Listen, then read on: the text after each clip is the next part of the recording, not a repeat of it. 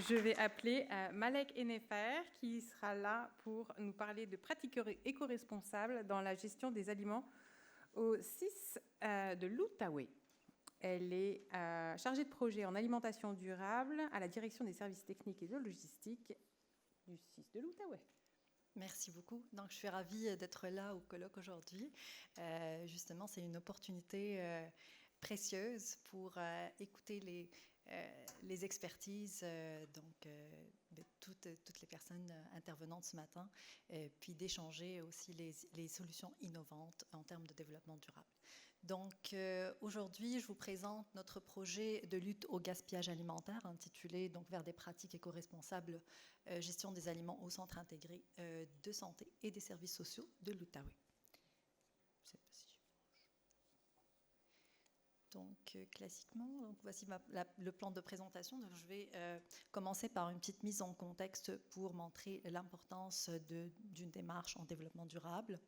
Ensuite, je vais donc citer les enjeux, les questions qui sont soulevées dans le cadre de notre projet.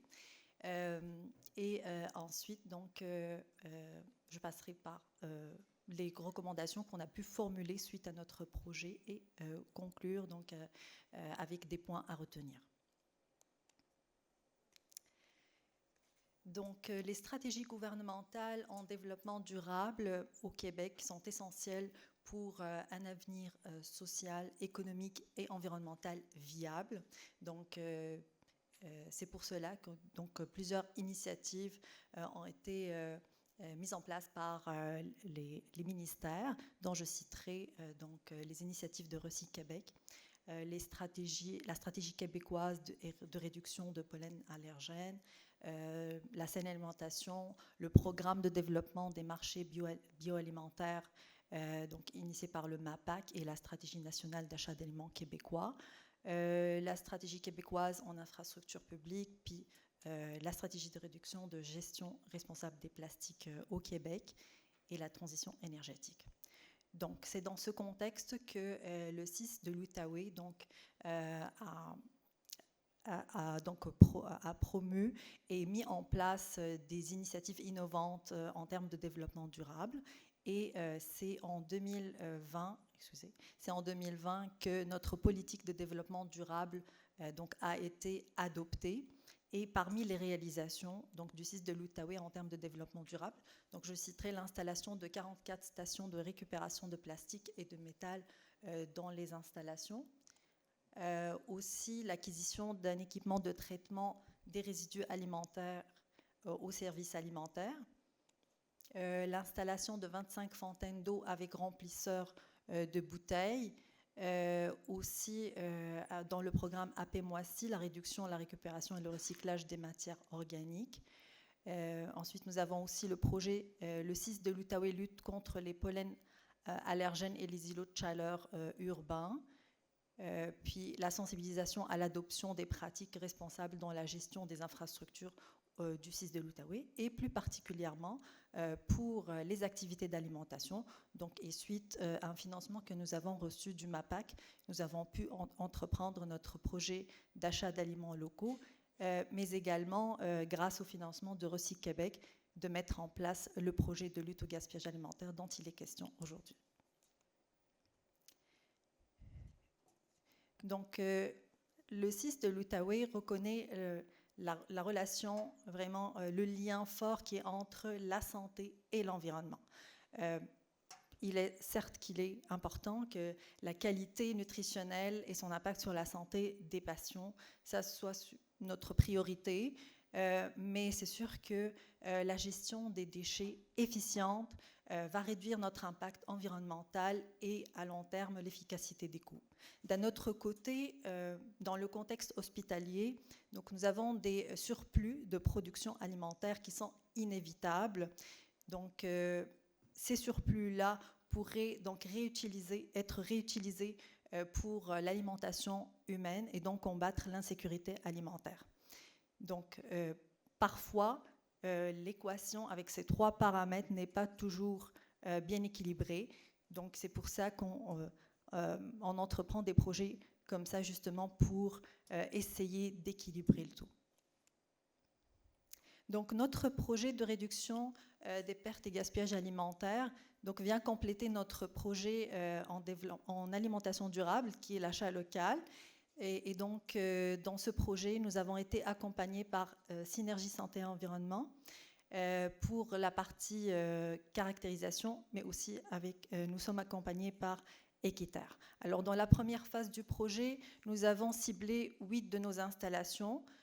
Ensuite, nous avons approfondi donc, l'étude des causes profondes du gaspillage dans 3 installations pilotes pour justement établir un guide de bonnes pratiques que nous partagerons dans le réseau de la santé. Je reviens un petit peu sur notre offre alimentaire pour montrer un peu la portée de notre projet. Dans le fond, nos services alimentaires couvrent le territoire de l'Outaouais et notre menu est harmonisé et cyclique de 3 semaines avec 2 choix de menu par repas et par jour. Alors, le plat principal est produit dans 3 principaux centres producteurs, puis dans les autres centres ou services alimentaires qu'on appelle satellites, c'est là qu'il y a préparation des légumes, féculents, accompagnement en général et dessert. Juste à titre indicatif, donc pour notre production alimentaire, là, on sert plus de 2 millions de repas par année. Et à part notre offre de base, donc nous avons aussi une offre commerciale, donc via les cafétérias et les machines distributrices. Donc pour ce qui est du projet de lutte au gaspillage alimentaire, donc nous avons commencé par l'identification des sources de gaspillage pour analyser les causes profondes et pour pouvoir tirer donc par la suite les axes d'amélioration. Et nous avons établi notre plan d'action donc pour réduire ces gaspillages-là. Et puis, la dernière étape du projet serait à faire rayonner nos réalisations et bien évidemment à partager le guide de bonnes pratiques. Donc, pour la première étape d'identification des sources du gaspillage alimentaire, en collaboration avec SSE, nous avons commencé par cartographier nos processus. D'abord pour comprendre les flux de matière, donc, et en même temps pour avoir une idée plus précise des informations, du flux d'informations et de communication entre les différents départements. Donc, pour cela, nous avons fait des collectes de données quantitatives, mais aussi qualitatives. Donc, pour ce qui est des données quantitatives, donc je parle de pesée directe, de surplus et de perte d'aliments, l'analyse des compositions des déchets et l'établissement de registres. Ensuite, pour les données qualitatives et donc pour les informations en lien avec la communication, donc on a fait des observations puis on a fait des entrevues avec les différents acteurs. Alors ici, je montre ici des résultats de notre quantification, mais d'une manière globale. Donc en termes de points critiques qui génèrent le plus de gaspillage alimentaire, on avait remarqué qu'il s'agissait plus de l'étape approvisionnement, entreposage, mais aussi au niveau de la production et surtout la distribution, puis finalement aussi au retour des plateaux. Donc pour établir que un surplus de production ou donc il y a du gaspillage, on s'est basé sur des limites théoriques de surplus de production qui est de l'ordre de 6%. Et puis on a estimé que le retour des assiettes était considéré comme un gaspillage lorsque ça dépassait 10% de notre production. Alors, à la base de ces résultats-là, donc on a pu aussi identifier la composition des pertes et gaspillages alimentaires. Et puis, au niveau de la production et distribution, c'est surtout la catégorie de protéines et de féculents qui revient toujours. Et puis, pour ce qui est de la laverie et des retours des plateaux, on a pas mal les fruits et légumes, les soupes, mais les féculents également. Donc, ce diagnostic-là nous a permis d'estimer nos pertes et gaspillages alimentaires. Donc, Donc, disons qu'à travers toutes nos observations et diagnostics, le gaspillage se situerait entre 10 et 50% de la production. Et puis, en chiffres monétaires, donc le coût annuel de notre gaspillage serait situé entre 40 000 et 400 000 dollars par installation. Donc, c'est pour ça que nous sommes penchés sur l'analyse des causes profondes du gaspillage, puis on a pris notre processus étape par étape, fait qu'on a regardé au niveau de l'approvisionnement, puis c'est sûr que ça, c'est pas une liste exhaustive de tout ce qu'on avait observé, mais c'est juste des exemples. Puis j'ai mis exprès la photo de l'écureuil, parce que oui, on a identifié des écureuils dans nos installations, nos services alimentaires, parce qu'on a trouvé qu'il y avait des personnes qui faisaient de la surestimation des besoins, une surestimation qui n'est pas basée sur un pourcentage quelconque, c'est juste au jugement du cuisinier ou de l'aide cuisinier. Aussi au niveau de l'approvisionnement, ce qui peut générer du gaspillage, ça peut être aussi les changements des formats de produits commandés.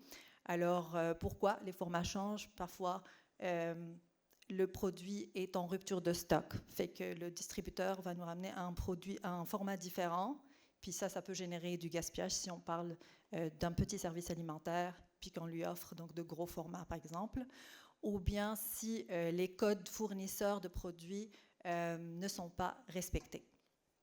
Au niveau de la production, les écarts des temps de cuisson et de refroidissement des aliments par rapport à la recette standardisée peuvent aussi causer du gaspillage. Puis on parle là par exemple de purée qui a été trop chauffée, puis ça fait une croûte. Les pâtes aussi, fait que ça devient un aliment qui n'est pas agréable. En tout cas, ses qualités organoleptiques ont été détruites. Pour ce qui est de l'inventaire, donc le manque de rigueur dans l'application des procédures de gestion des stocks mis en place peut générer du gaspillage, et le manque de personnel aussi, ou d'un système automatisé pour la gestion des stocks. Donc ça aussi, c'est l'une des causes du gaspillage. Pour ce qui est de la distribution, donc on parle d'une mauvaise utilisation des ustensiles pour la mise en portion. Puis ça, c'est vraiment au niveau de la courroie. Parfois, quand la courroie commence, donc on va mettre des petites quantités. Peut-être la cuillère n'est pas remplie ou c'est pas au ras, c'est bombé. Puis à la fin de la courroie, on s'aperçoit que il reste beaucoup d'aliments, fait qu'il faut remplir les assiettes. Mais ça fonctionne pas. Puis le patient est découragé lorsqu'il va recevoir une assiette qui est remplie, par exemple. Donc, ce qui fait qu'au niveau de la laverie, on a le retour de nourriture qui n'a pas été consommée. Un autre point important, c'est la communication, comme j'avais mentionné, et puis ça a été dit aussi depuis ce matin, donc la collaboration, la communication, la sensibilisation, on va y revenir. Le manque de communication en temps réel surtout, entre la cuisine et le département des soins, comme pour aviser d'une aversion, d'un changement de goût, etc. Donc ça génère beaucoup de gaspillage. Parfois, on reçoit l'appel, mais le plateau est déjà parti, fait que ça, c'est un plateau qui va revenir à la laverie, qui n'est pas touché. Pour ce qui est de l'offre commerciale, donc au niveau des cafétérias et machines distributrices, c'est sûr qu'un visiteur ou un patient ou un membre de la famille qui arrive devant un aliment où l'étiquetage n'est pas complet, peut-être qu'il a une allergie quelconque, fait qu'il est découragé, il ne va pas comme acheter l'aliment. Fait que ça peut générer aussi du gaspillage. Et aussi l'absence de registre de compilation des entrants et des sortants de la machine, par exemple, ne nous permet pas d'avoir une idée sur les meilleurs vendeurs. Fait qu'on va continuer à remplir la machine, mais on ne sait pas qu'est-ce qui fonctionne, qu'est-ce qui ne fonctionne pas. Donc, c'est pour ça que nous avons établi notre plan d'action à la base de plusieurs axes d'amélioration, puis j'en citerai quelques-uns quand même, puis par poste toujours.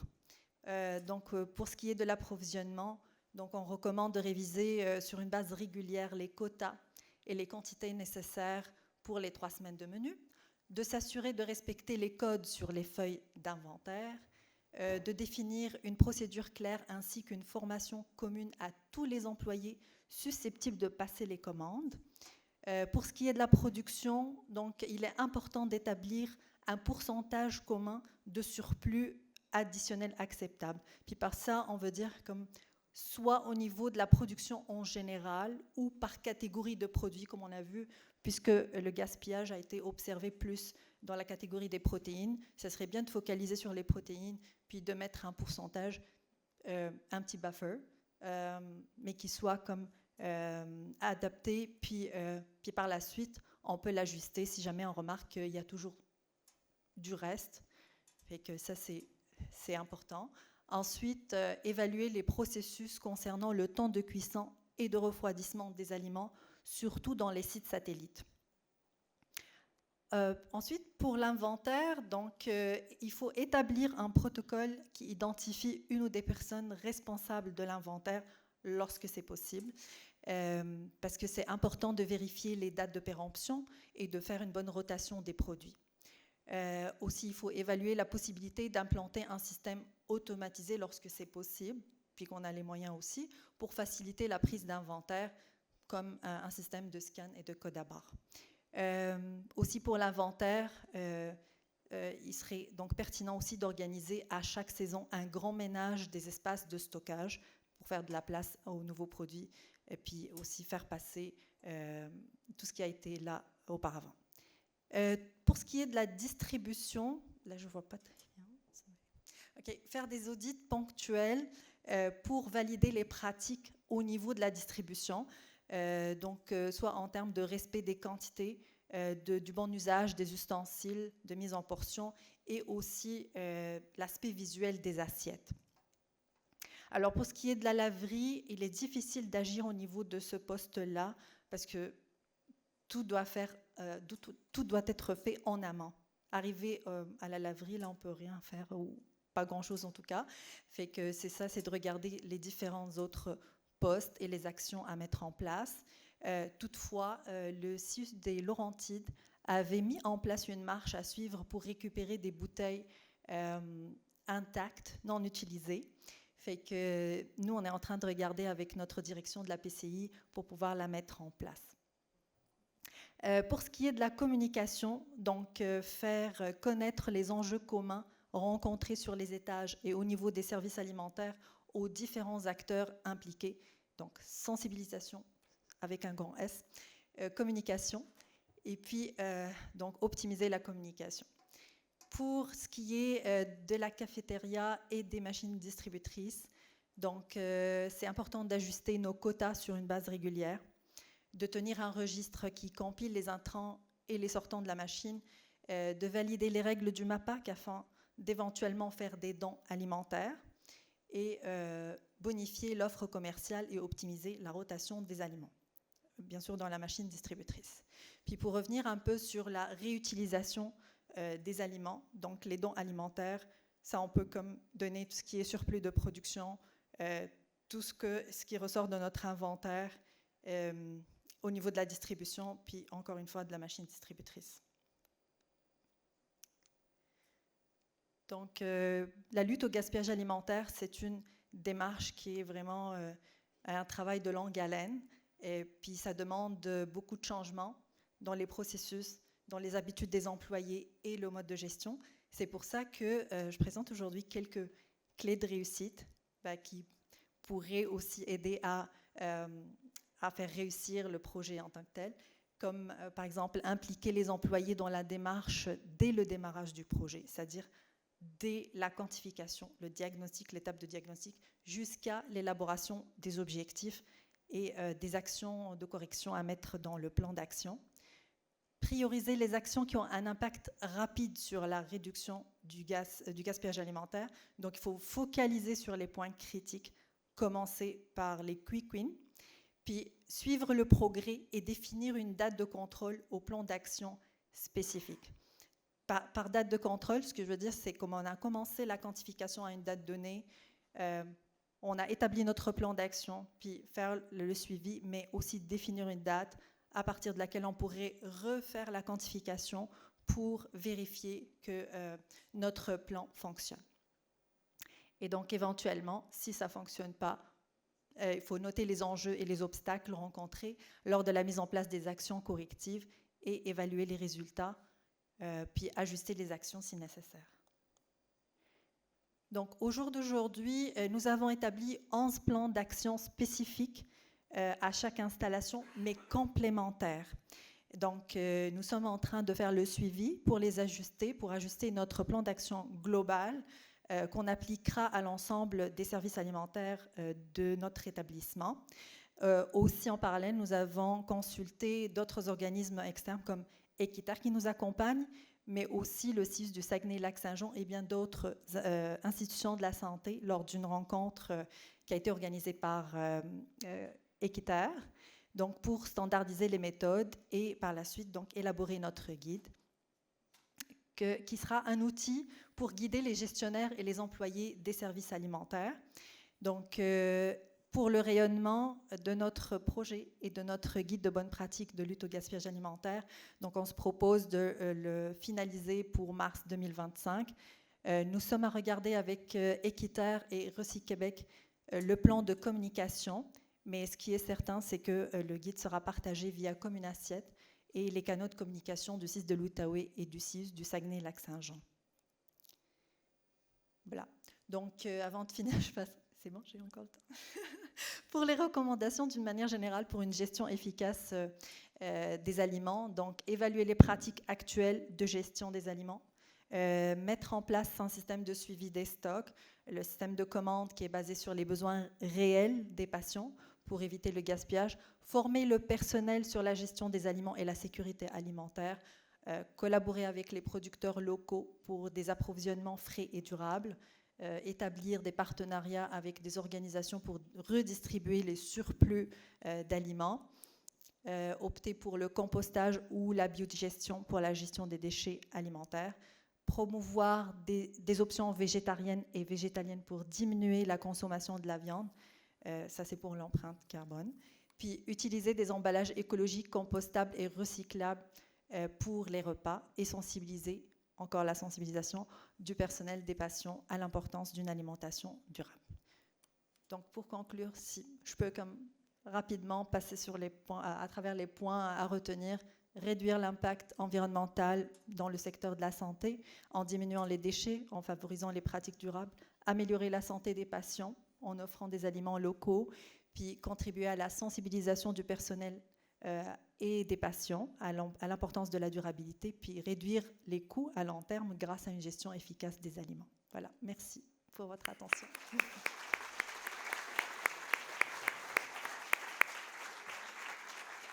Une question ? Une ? Alors moi, je vais surtout faire une remarque. Oui. J'ai vu sur une des diapos là, que le gaspillage à l'entreposage par institution pouvait aller de 40 à 400 000 $. Le gaspillage total, pas juste total, à l'entreposage. Pas juste en l'entreposage. Oui, okay. Oui, tout à fait. Total. Puis c'est le gaspillage en termes d'aliments avec les coûts qui sont liés à l'enfouissement. D'accord, ok. Est-ce que je peux une question? Allez-y. Nous, au service technique, on trouve que c'est important la lutte au gaspillage alimentaire parce qu'on est souvent pris avec des quantités de compost à gérer importantes, puis il n'y a pas gérer les bacs dans des endroits qui sont quand même... L'espace est limité, ça génère des odeurs, il y a quand même des inconvénients à la gestion des matières organiques. Mais du côté du développement durable, la lutte au gaspillage alimentaire, c'est pas quelque chose... En tout cas, ma question, c'est est-ce que vous avez, du côté des services alimentaires, une communauté de pratique au niveau du ministère ou des outils pour vous aider à faire ça? Parce que là, vous êtes accompagné avec SSE, mais est-ce qu'il y a un cadre? Est-ce que vous relevez des services alimentaires d'abord ou vous êtes du développement durable? Et est-ce que les services alimentaires ont un cadre pour les aider à faire ce genre de réduction du gaspillage? Alors moi, je travaille à la direction des services techniques et logistiques pour les activités d'alimentation. Et je suis chargée du projet, justement, grâce au financement, comme j'avais mentionné au départ, de Recyc Québec. Donc, c'est comme ça que notre projet a vu le jour. Je ne sais pas si ça répond à votre question ou c'est plus particulier. Est-ce que vous avez une communauté de pratique ou quelque chose, des outils au niveau du ministère pour vous accompagner dans ce genre de démarche-là? Ou c'est une initiative juste du CIUS de l'Outaouais? Alors, pour l'accompagnement, donc nous avons Équiterre avec nous aussi, puis la communauté de pratique Communassiette pour le volet durabilité. d'Équiterre. Équiterre, oui, Ok, qui très nous bien, accompagne dans le projet. Ok, merci. Oui.